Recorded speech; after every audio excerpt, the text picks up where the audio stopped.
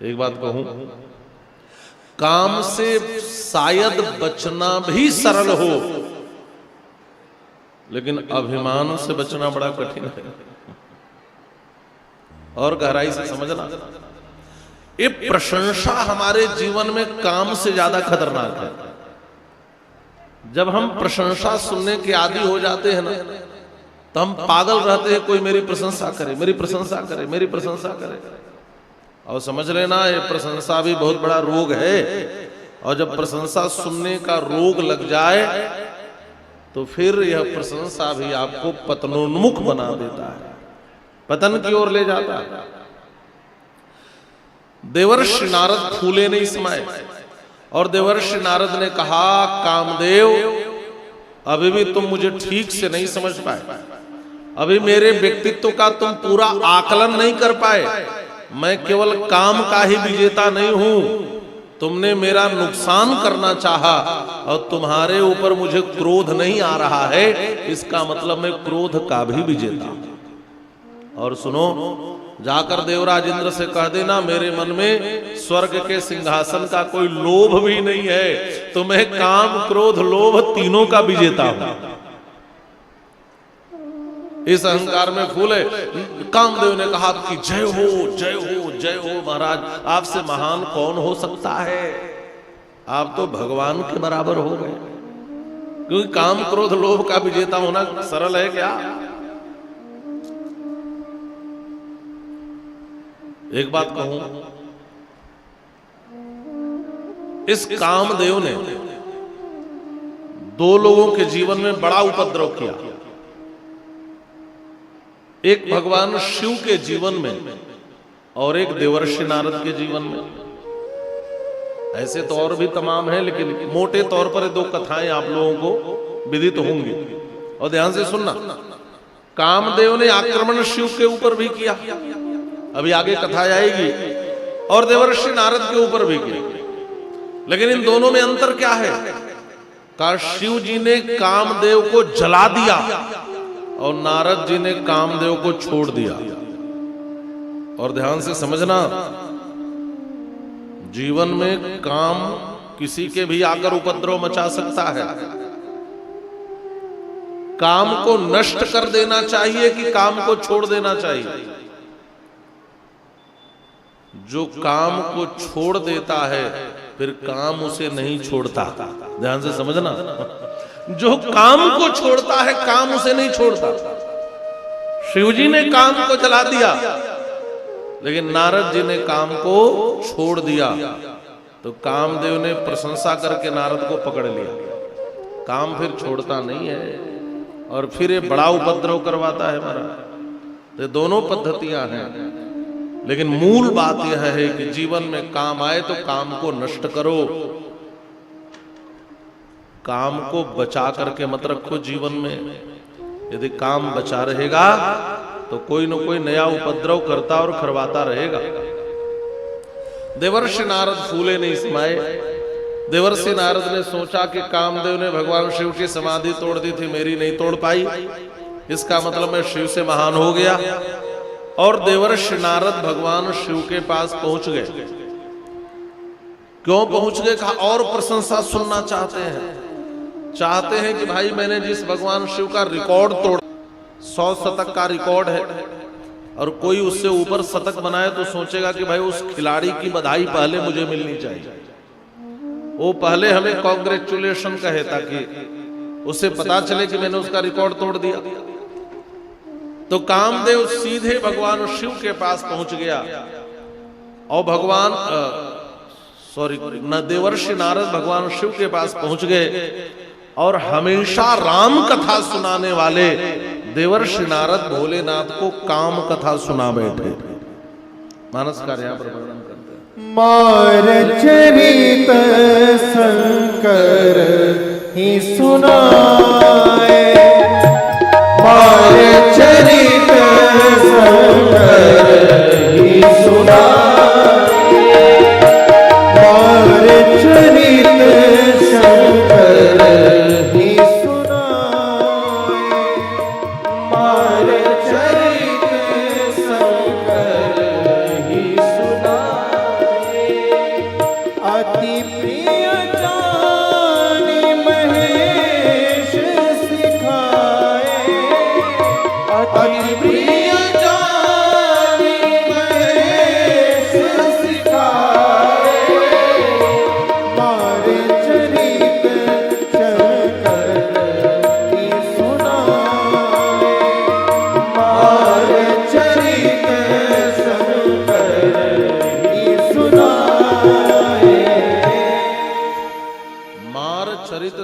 ही सुनाए। कामदेव ने भगवान शिव को मार चरित्र सुनाया। जो हमेशा रामचरित्र सुनाते थे आज काम चरित्र सुनाने लगे। भगवान शिव समझ गए देवर्षि नारद को काम ने गहराई से पकड़ा है। क्यों? जिसके मस्तिष्क पर जिसका प्रभाव होता है उसी का गुणगान करता है। तो राम का प्रभाव था तब तो ये रामचरित्र गाते थे, लेकिन आज लग रहा है कि काम ज्यादा हावी है इन पर। तो धीरे से भोलेनाथ ने कहा, हे देवर्षि धराओ। हे तात नारद प्राज्ञ धन्यस्तुम शृणुमद्वचः वाच्यमेवं न कुत्रापि हरेः अग्रे विशेषतः। नारद जी, आपने जो चरित्र हमें सुनाया है कभी श्री हरि के सामने मत सुना देना। नारद जी ने कहा यदि पूछ दिए तो? कहा, पृच्छमानोपि न ब्रूयाः स्ववृत्तम में यदुक्तवान गोप्यम गोप्यम सर्वथा ही नैव वाच्यम कदाचन। कितना भी पूछे लेकिन कभी भी ये बात श्री हरि को मत सुनाना कि मैंने कामदेव को जीता। नारद जी मन ही मन सोचने लगे व्यक्ति को जलन हो रही है भीतर भीतर मुझसे। हाँ, ये जलिश है, ये तो जीत नहीं पाए और मैं जीता हूं तो सोच रहे हैं कि कोई जान न पाए कि मैंने कामदेव को जीता है। मैं तो मौका मिलते ही जरूर सुनाऊंगा। एक बात और आपसे कहूं कि जिस काम के लिए मना किया जाए ना उस काम को करने का मन करने लगता है।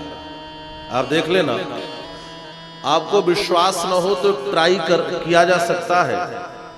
अभी यही फील्ड में एक जगह कपड़े से घेर दो, कपड़ा से घेर दो और लिख दो झांकना मना है। अगले दिन देखना जितने लोग आएंगे कथा सुनने एक बार झांक कर आएंगे कि क्यों मना है। झांकेंगे कि नहीं? जिस चीज के लिए मना किया जाए वो करने का मन करता है, ये स्वभाव है हमारा। आप रोज पूरी रात घूमो, चंद्रमा की ओर दृष्टि नहीं जाती, लेकिन कोई कह दे आज चौथ है चंद्रमा मत देखना, आप 10 मिनट भी बाहर नहीं घूम सकते और दृष्टि उधर ही चली जाएगी। जिस चीज के लिए मना किया जाए वो करने का मन करता है। और नारद जी को भोलेनाथ ने मना किया तो नारद जी सोच रहे हैं कि इस व्यक्ति को जलन हो रही है, तो जीत नहीं पाए और मैंने काम को जीता है। जिता काम अहमिति अधिकाई। लेकिन सोच रहे हैं कि श्री हरि मुझे बुला क्यों नहीं रहे हैं। अच्छा, नहीं बुलाएंगे तो क्या, जाना चाहिए। और एक दिन देवर्षि नारद स्वयं वैकुंठ में भगवान श्री हरि भगवान श्रीमन नारायण के पास पहुंच गए। भगवान ने देखा देवर्षि नारद तो आ ही गए। अच्छा, भगवान भी बड़े कौतुकी हैं महाराज, भगवान को भी बड़ा आनंद आता है। नारद जी को अभिमान में फूल करके आते हुए देखा। अच्छा, अभिमानियों को देखना ना चाल भी बदल जाती है। अभिमानी में चलते हैं ना तो बड़ा सीना तान के चलते हैं, हाँ, अकड़ के चलते हैं। तो नारद जी की चाल बता रही है कि बड़े अभिमान में आ रहे हैं। तो आज भगवान को भी बड़ा आनंद आया और देवर्षि नारद को देखकर स्वयं श्रीमन नारायण आज पहली बार अपने आसन से खड़े हो गए। आओ आओ देवर्षि, वैकुंठ में स्वागत है। नारद जी समझ गए, ओहो लगता है सूचना पहले पहुंच। आहा, देखो तो वह कामदेव मेरा कुछ भी नहीं बिगाड़ पाया। पूरी घटना एक सांस में, यहाँ गोस्वामी पाद भी कहते हैं नारद जी ने सब सुना दिया। काम चरित नारद सब भागे, काम चरित नारद सब भागे, काम चरित नारद सब भागे, काम चरित नारद सब भागे, जगत प्रथम बरजे शिव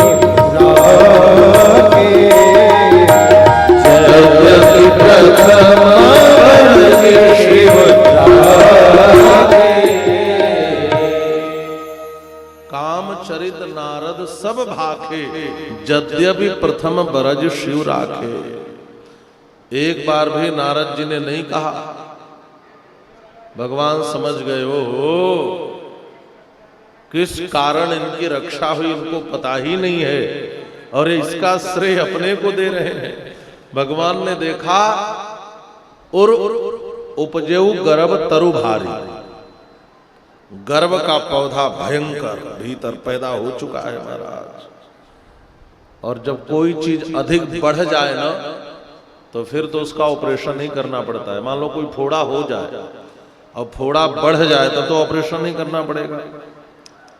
भगवान ने थोड़ी और प्रशंसा कर दी। लो भाई, आपको प्रशंसा अच्छी लग रही है तो भगवान ने कहा सुनो, अरे कोई आपका स्मरण कर ले नारद जी तो उसके जीवन का काम क्रोध लोभ समाप्त हो जाए।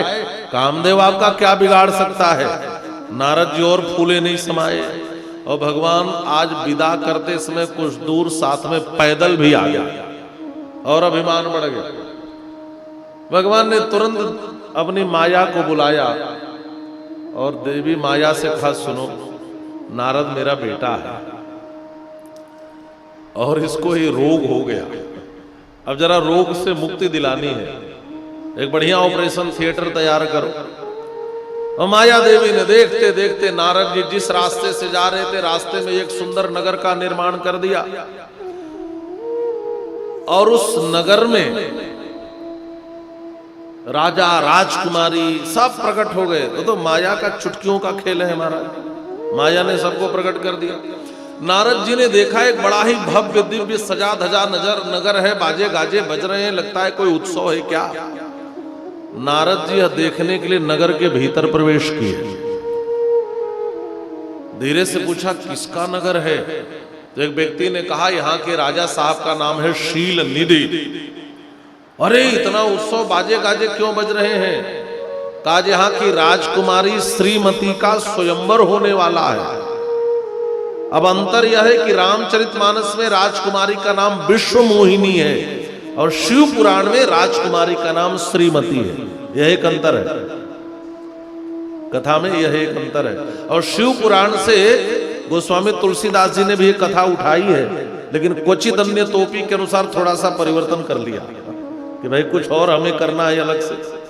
तो विश्व मोहिनी का अर्थ भी है जो आजकल जैसे खिताब होते हैं ना, मिस यूनिवर्स होता है ना, ब्रह्मांड सुंदरी, तो विश्व मोहिनी का अर्थ भी यही है जो दुनिया में सबसे सुंदरी हो।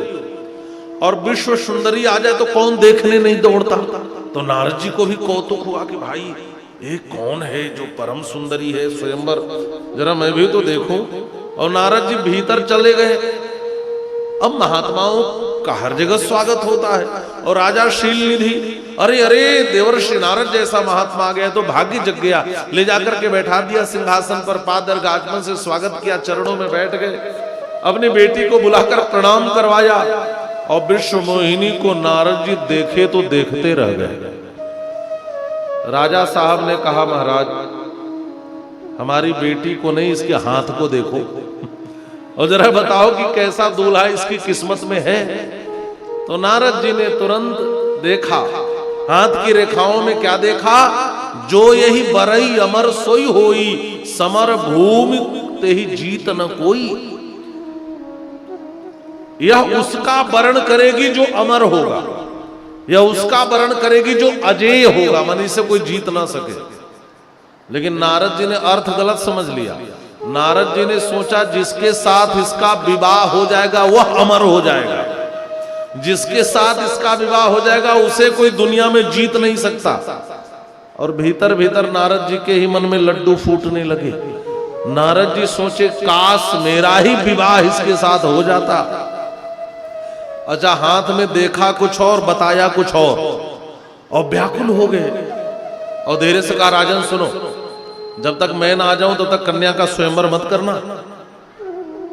महात्मा का वचन है, ने कुछ गड़बड़ी की तो जानते हो ना, श्राप देने में कितना टाइम नहीं लगाऊंगा मैं। अब सोच रहे हैं कि इसके पहले कि राजकुमारी किसी दूसरे का वर्ण कर ले या मुझी को मिल जाए, कौन विधि से किस प्रकार से बालिका मुझे मिलेगी। अब नारद जी जल्दी जल्दी सोचने लगे। नारद जी विचार करने लगे और जरा देखो ठाकुर जी की लीला। जो नारद काम के विजेता बनने का अभिमान लेकर घूम रहे थे, भगवान की माया के चक्कर में 2 मिनट में ही फंस गए महाराज। बात समझ में आ रही है? ये भगवान की माया बड़े बड़े को नचा देती है। ऐसा कौन है जिसको ये माया न नचा दे? बड़ी प्यारी रचना है स्वामी श्री राजेश्वरानंद जी की, मुझे बड़ी प्यारी लगती है। एक पंक्ति में देखते हैं। सब जग को रही नचाए हरि माया जादूगरनी। सब जग को रही नचाए हरि माया जादूगरनी। हरि माया जादूगरनी, हरि माया जादूगरनी, हरि माया जादूगरनी, हरि माया जादूगरनी। अति अद्भुत खेल रचाए हरि माया जादूगरनी। अति अद्भुत खेल रचाए हरि माया जादूगरनी। आप सब भी ताली की सेवा करते हुए गा सकते हैं बड़े भाव से।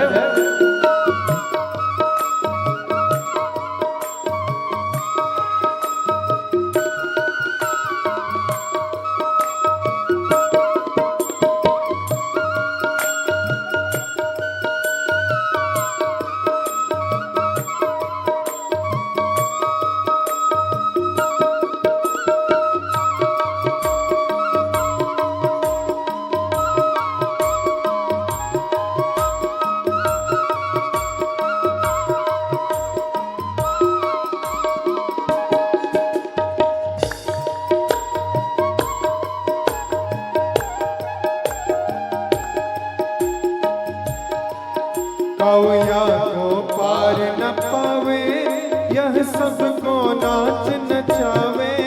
कौया को पार न पावे यह सबको नाच नचावे। कौया को पार न पावे यह सबको नाच नचावे। कौया को पार न पावे यह सबको नाच नचावे। वो दुख में सुख, दुख में सुख, दुख में सुख को दर्शाए हरि माया जादूगरनी। दुख में सुख को दर्शाए हरि माया जादूगरनी। सब जग को रही नचाए हरि माया जादूगरनी। ओ सब जग को रही नचाए हरि माया जादूगरनी।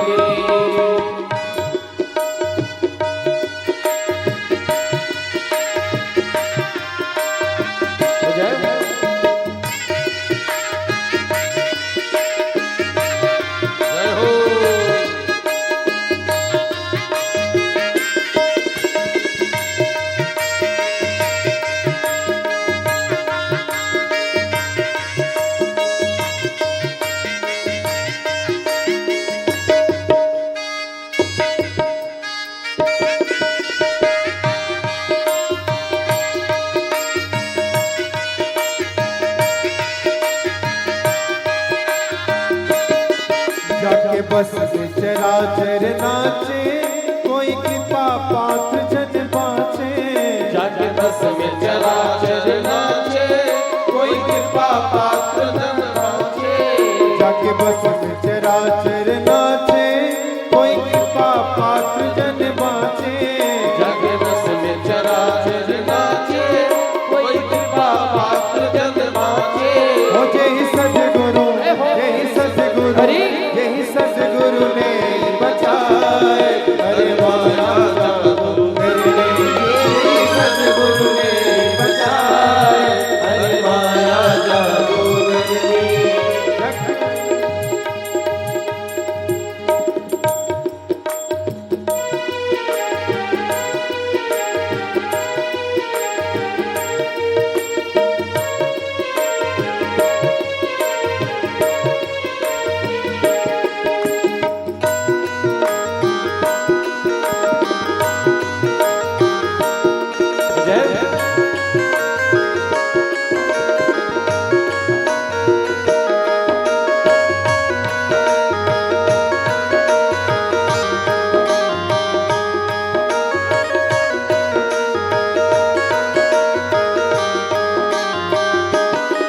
जब पंथ न कोई सूझे तब जाए गुरु जी से पूछे।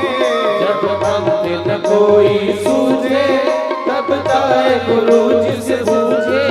जब पंथ कोई सूझे तब जाए गुरु जी से पूछे। जब पंथ न कोई सूझे तब जाए गुरु जी से पूछे। बचबे को कौन उपाय, अरे माया जादूगरनी। बचबे को कौन उपाय, हरि माया जादूगरनी। हरि माया जादूगरनी। हरि माया जादूगरनी। हरि माया जादूगरनी। हरि माया जादूगरनी। वो सब जग को रही न जाए, हरि माया जादूगरनी। वो सब जग को रही न जाए, हरि माया जादूगरनी। वो सब जग को रही न जाए, हरि माया जादूगरनी। हरि माया जादूगरनी। हरि माया जादूगरनी। सब जग को रही नचाए हरि माया जादूगरनी। बड़े बड़े लोग नाच जाते हैं महाराज। आज देवर्षि नारद भी नाच गए।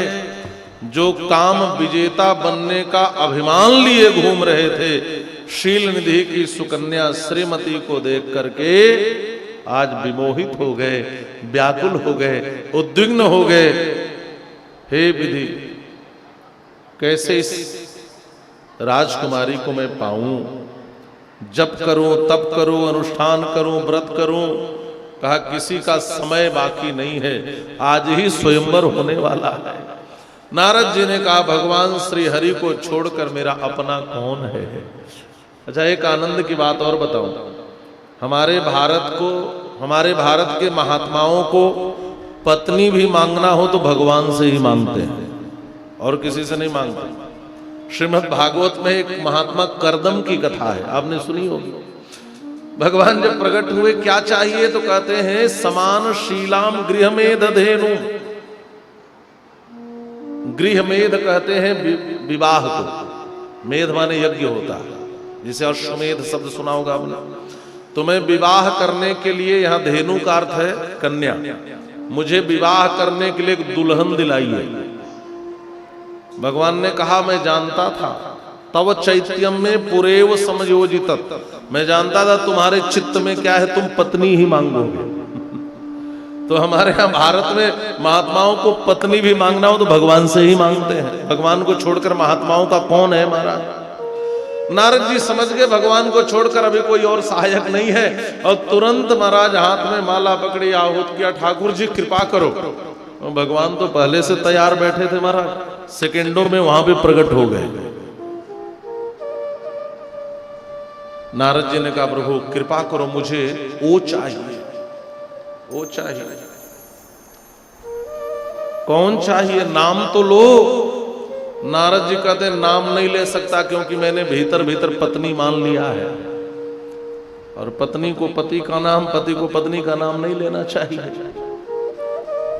और भांति नहीं पावों ओही, ओही नाम नहीं लिया, वो चाहिए। आपन रूप देहु प्रभु मोही, आन भांति नहीं पावों ओही, नाम नहीं लेते, वो चाहिए। अरे भगवान ने पूछा वो क्या? कुछ भी तो इशारा करो। कहा नहीं वो चाहिए।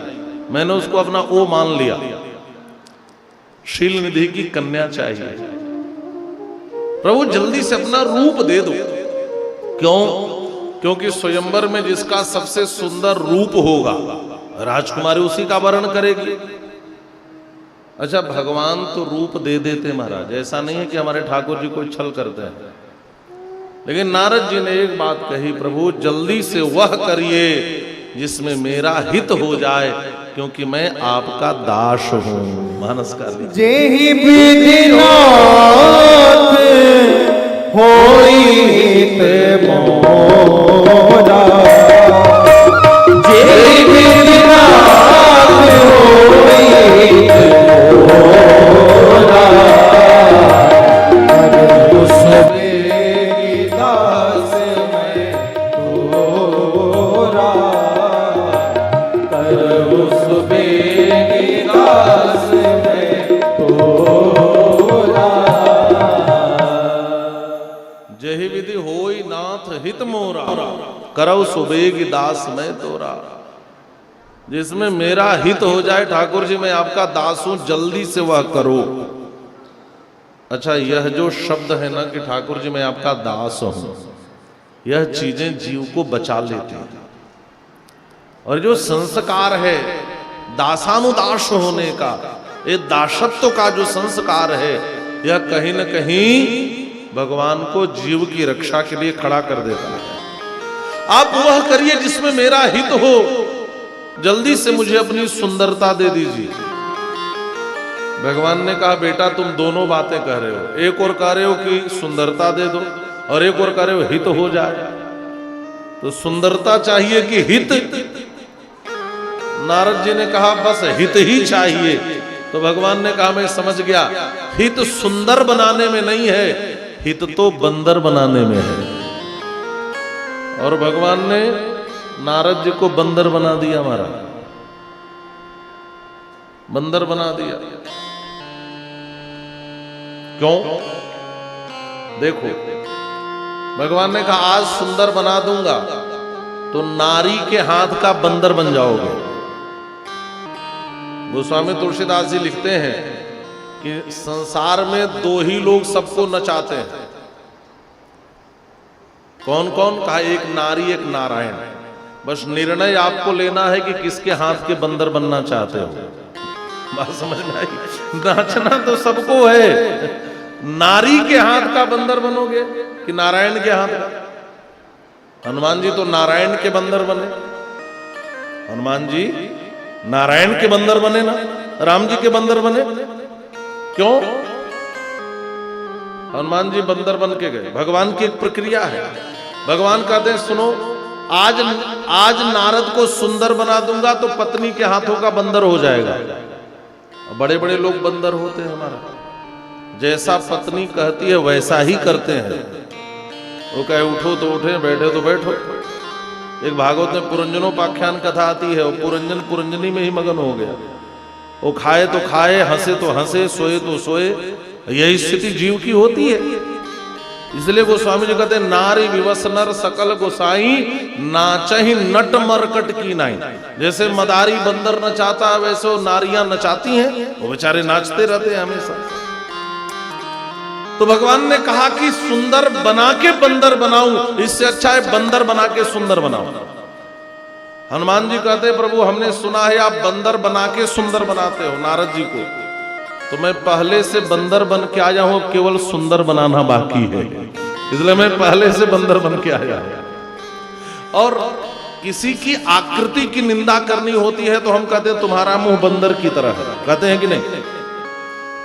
और जब एक बंदर परम सुंदरी सीता जी को ढूंढने गया तो उस कांड का नाम ही पड़ गया सुंदर कांड।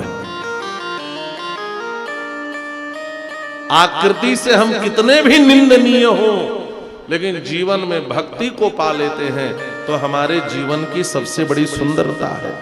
और जीवन में कितने भी बड़े सुंदर आप हो, यदि आपने माया को पकड़ लिया तो आप बंदर बन जाओगे, और यदि आपने भक्ति को पकड़ लिया आप बंदर भी हो तो आप सबसे सुंदर हो जाओगे। महाराज हनुमान जी बंदर होकर के भी सबसे सुंदर हो गए, आज सबसे सुंदर हो गए। और जो सुंदर बन करके चले माया को पकड़ने, वो तो माया के हाथों का बंदर हो जाता है। जेहि विधि नाथ होई हित मोरा, करहु सुबेग दास मैं तोरा। तो भगवान ने कहा हित की बात करते हो तो जो रोगी मांगता है वो डॉक्टर नहीं देता, इसलिए बेटा तुम जो मांग रहे हो मैं भी नहीं दूंगा। तो भगवान ने बंदर बना दिया। बंदर समझ रहे हो ना, मंकी, चेहरा बंदर का। अब नारद जी जो फ्रंट पर जो मेन लाइन है राजकुमारों की उसी में आकर बैठ गए। कहीं पीछे बैठे और रह गए पीछे तो क्या होगा, एकदम सबसे आगे बैठे लाइन में, ताकि राजकुमारी घुसते ही मेरी सुंदरता देखे और मुझी को माला पहनाए। अच्छा, मजे की बात एक और, भगवान शिव के दो गणों ने नारद जी की दुर्दशा देखी तो नारद जी के पीछे लग गए। उनको बड़ा मजा आने लगा और नारद जी आगे जिस सिंहासन पर बैठे थे उसी के पीछे वो दोनों बैठ गए। स्वयंवर आरंभ हुआ। अच्छा, एक और बात है, भगवान भक्तों की फसीहत नहीं कराते। नारद जी के बंदर का रूप सिर्फ दो लोगों ने देखा, या तो भगवान शिव के गणों ने देखा या तो राजकुमारी ने देखा, और बाकी लोगों को तो नारद जी के रूप में ही दिखाई दे रहे हैं। तो नारद जी बैठे हैं, लेकिन नारद जी को पता नहीं है कि मेरा चेहरा बंदर का हो गया है, मैं बंदर बना दिया गया हूं। और जैसे ही राजकुमारी श्रीमती प्रवेश करती हैं स्वयंवर में, अब सबसे पहली पंक्ति में ही बंदर बैठा देखती है महाराज।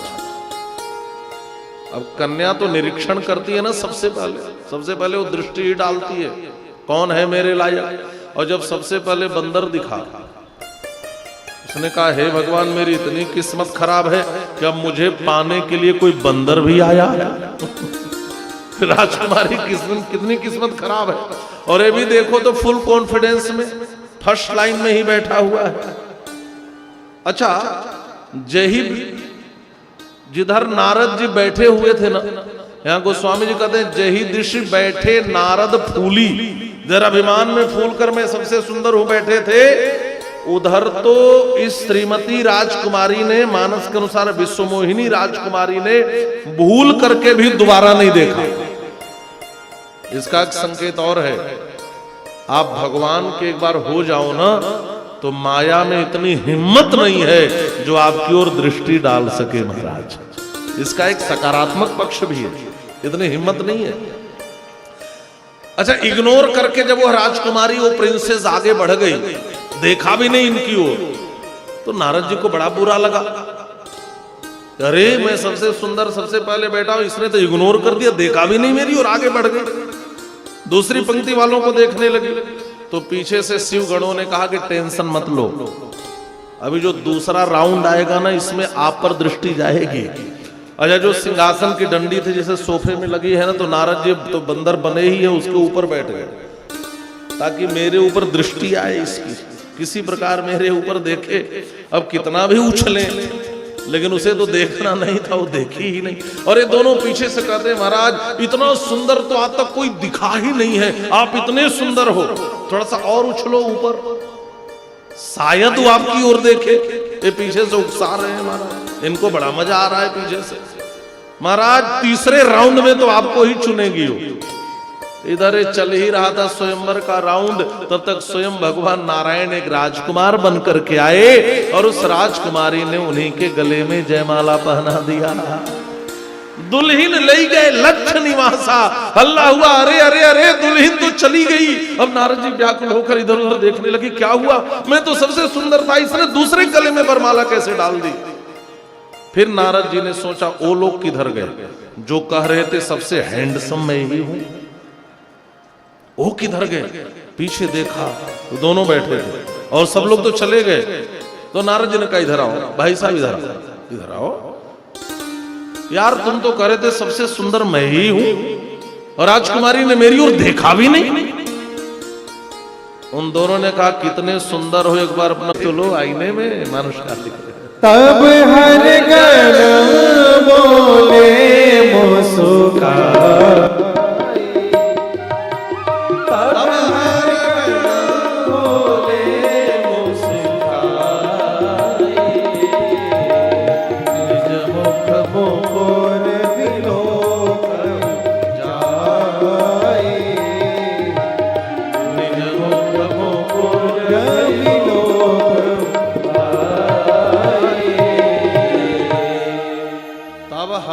बोले मुस्का, निज मुख मुकुर बिलोक हो जाई।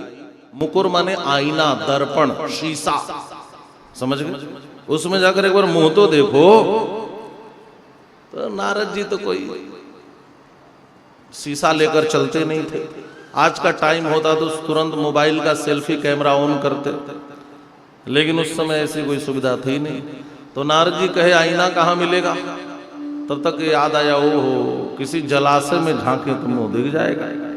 और एक जलाशय में जाकर झांका तो क्या देखा, जिस मुख को हम संसार में सबसे सुंदर समझकर लिए घूम रहे थे वो तो बंदर की आकृति दे दी है। अब तो महाराज बड़ा क्रोध आया, बड़ा। और सबसे बड़ा क्रोध भाजन कौन बना पता है, जो पीछे पीछे लगकर मजा ले रहे थे। याद रखना, मजा लेने वाले को बहुत बड़ी सजा मिलती है महाराज। नारद जी ने कहा इधर आओ, मेरा मुंह बंदर का था तो मजा ले रहे थे, ऐसा दंड दूंगा प्यारे कि आज के बाद किसी को हंस नहीं पाओगे। हो निशाचर जाहि तुम कपटी पापी दो, जाओ तुम दोनों राक्षस बनोगे, ऐसा मेरा श्राप है। इतना भयंकर श्राप दिया महाराज, राक्षस होने का श्राप। इसका मतलब क्या है, इसका मतलब यह है समाज में किसी का पतन होता है ना तो उसकी हंसी मत उड़ाना, यह राक्षस का लक्षण है महाराज। समाज में किसी की गिरावट हो रही है, किसी का पतन हो रहा है, लोग बैठ के कहते देखो तो कहां से कहां पहुंच गया, देखो तो कैसी दुर्दशा हुई। अरे उसका जो हो रहा है होने दो, उसका मजाक मत उड़ाओ, उसका मजाक मत उड़ाओ। संभलकर बैठना जलवे मोहब्बत देखने वालों, और तमाशा खुद न बन जाना तमाशा देखने वालों। ये जो तमाशाई होते हैं ना वो तमाशा बनते भी हैं। तमाशा मत बनाना अपने आप को।